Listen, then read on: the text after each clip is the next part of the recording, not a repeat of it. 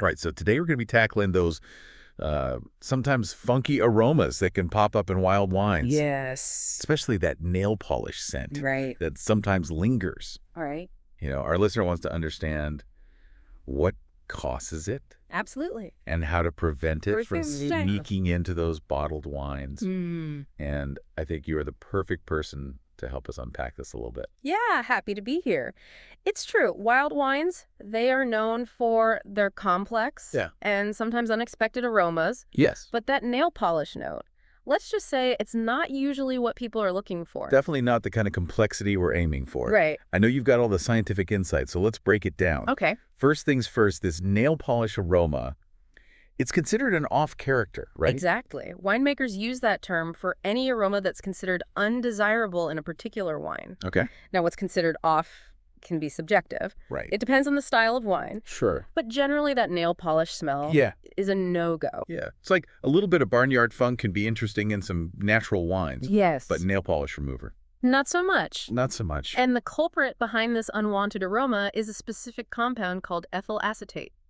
Okay. Think glue solvent and, yes, unfortunately, nail polish remover. Okay. Ethyl acetate. Got it.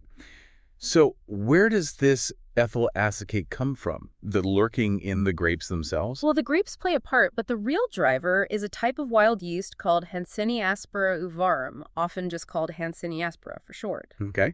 These yeasts are naturally found on grapes. So they're already there. Just waiting for the chance to start fermenting. So they're already on the grapes ready to get to work. Yeah. But why are they producing this ethyl acetate? Is it like their version of a party trick? Think of it more as a byproduct of their metabolism. They produce ethyl acetate as they consume sugar during fermentation. Okay. And here's where it gets really interesting. Some winemaking practices can actually encourage Hanseníaspera to produce more ethyl acetate. For example, cold soaking the grapes before fermentation can actually create an environment where these yeasts thrive. Hold on. So those pre-fermentation cold soaks that some winemakers do to extract more color and flavor could actually be contributing to this problem. That's right. Cold soaks can create a perfect breeding ground for Hanseníaspera, leading to a surge in ethyl acetate production. It's one of those trade-offs you have to consider. In wild winemaking, encouraging complexity can sometimes come with unintended consequences. So we know Hanseníaspera is usually the culprit, and cold soaking can make things worse. Yeah. What happens to that ethyl acetate once fermentation is in full swing? Does it just disappear? Well, ethyl acetate is what we call volatile, meaning it evaporates easily. Wow. So some of it does get driven off during fermentation, especially during that bubbly active phase. You might even notice that sharp nail polish scent fade a bit as the wine ages. However, if the initial concentration was really high, some of it can definitely linger, making its way into the bottled wine. And then you're stuck with nail polish scented wine. Right. Not ideal. So knowing all of this, what can winemakers do to prevent this aroma from developing in the first place? That's the million-dollar question for anyone working with wild ferments. The good news is there are a few strategies to tip the scales in your favor. One of the most effective is choosing the right yeast strain. Okay. Some strains of Saccharomyces cerevisiae, Saccharomyces cerevisiae. that's the workhorse yeast used in most winemaking. Right. They are less prone to producing ethyl acetate than others. So it's like choosing a team of workers who are less likely to make a mess in the first place. Exactly. There are even specialized yeast strains that are known for producing minimal ethyl acetate, which can be a great option for winemakers concerned about this particular aroma. Okay, so yeast selection is key. What about those cold soaks we talked about? Are those completely off the table if you're worried about nail polish? Well, it depends. If ethyl acetate is a major concern, skipping the cold soak altogether might be the safest bet. But there are some workarounds. For example, some winemakers will do a shorter, warmer cold soak to minimize the growth of Hanseníaspera. Interesting. So you can tweak the conditions to make them less hospitable to those pesky yeasts. Exactly. And if you do detect ethyl acetate during those early stages, immediate inoculation with a strong Saccharomyces strain can help outcompete those wild yeasts and minimize further ethyl acetate formation. It's like sending in reinforcements to take control of the situation. Right. So you're essentially giving the good yeasts a head start in the race. Yep. What if you've done everything right but still end up with a hint of nail polish in the finished wine? Is all hope lost? Not necessarily. There are a few mitigation strategies, though they're not always perfect. One option is using technology that can strip volatile compounds from the wine. So you're basically filtering out the unwanted aromas. Yes, but there is a catch. These technologies aren't very specific. They might remove the ethyl acetate, but they could also strip out other desirable aromatic compounds, leaving the wine smelling a bit flat or muted. It's like throwing the baby out with the bathwater. Yeah. You're getting rid of the bad, but also losing some of the good. Are there any other options? Another approach is blending. If you have a small batch of wine that's been treated to remove ethyl acetate, you can blend a bit of that back into the main batch. This can help reduce the nail polish aroma without significantly impacting the overall aroma profile of the wine. It's like a little touch-up to smooth things out. Yeah. Now, we've been focusing a lot on ethyl acetate, but I know there are other compounds that can cause off-aromas in wine. Absolutely. There are two other main categories of off-characters: sulfur-containing volatiles and fusel compounds. Let's talk about those. I'm guessing they don't smell like roses either. Well, some of them definitely don't. Sulfur compounds, for example, can give off aromas of rotten eggs, burnt rubber, or even sewage. Yikes. Those don't sound like the kind of notes you'd want in your wine. No, not at all. But here's the interesting thing. Some sulfur compounds in very low concentrations can actually contribute positively to the complexity of a wine. So it's all about balance, just like with ethyl acetate. Exactly. It's like a spice rack. A pinch of cayenne pepper can add a lovely kick, but too much will overpower the dish.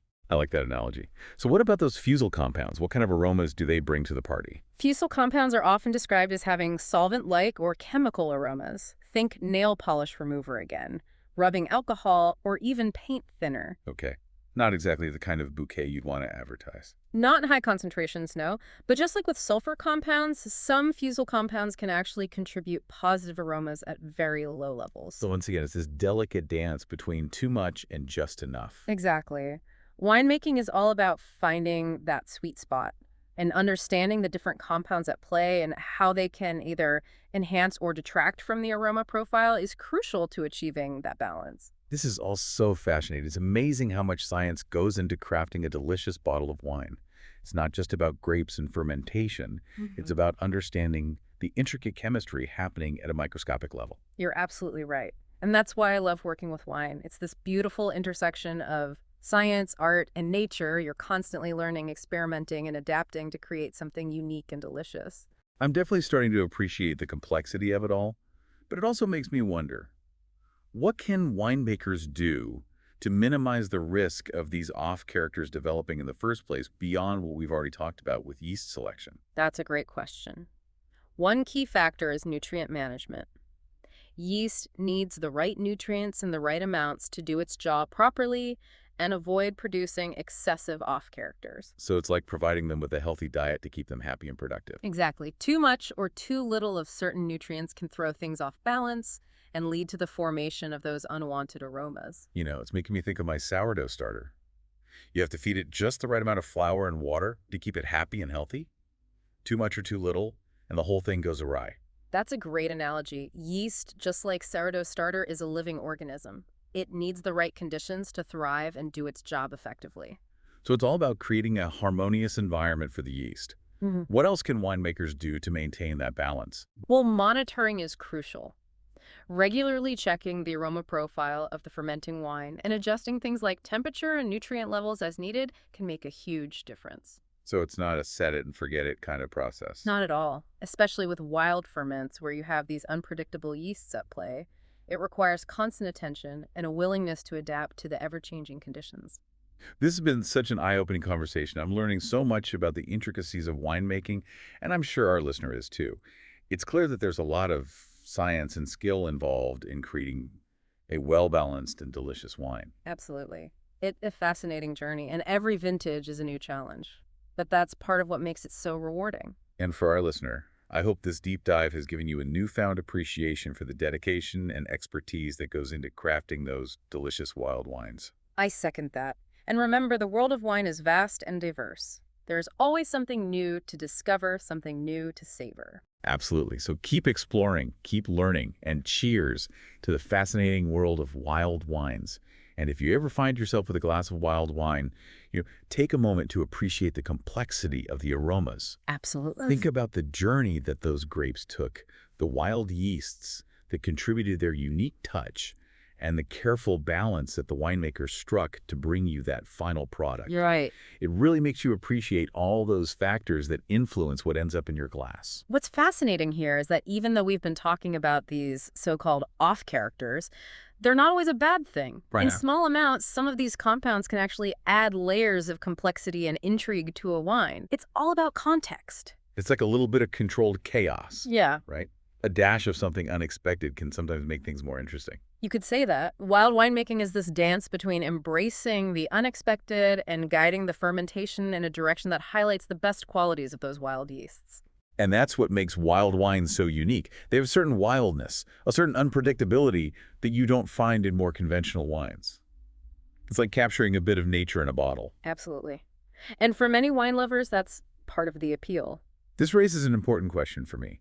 Is there a way to predict which off-characters might develop in a wild fermentation? Or is it always a bit of a guessing game? That's the holy grail of wild winemaking. There's still so much we don't know about how these yeasts interact with each other and with the grape must.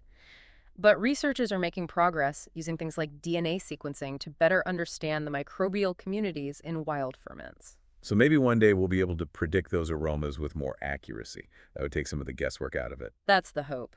But for now, it's still a bit of a mystery, which honestly is part of the excitement and the challenge of working with wild yeasts. This has been an incredible deep dive, and I know you've given our listener a lot to think about. Before we wrap up, any final words of wisdom for our listener who's eager to explore the world of wild wines? If we connect this back to the bigger picture, I'd say don't be afraid to experiment. Explore different wild wines, pay attention to those aromas, good and bad, and see what resonates with you. There's a whole world of flavors out there waiting to be discovered. That's such great advice. And remember, there's no right or wrong answer when it comes to taste. It's all about personal preference and finding what you enjoy. So keep an open mind, keep exploring, and cheers to the fascinating world of wild wines. Yeah. All right, so today we're going to be tackling those sometimes funky aromas that can pop up in wild wines. Yes.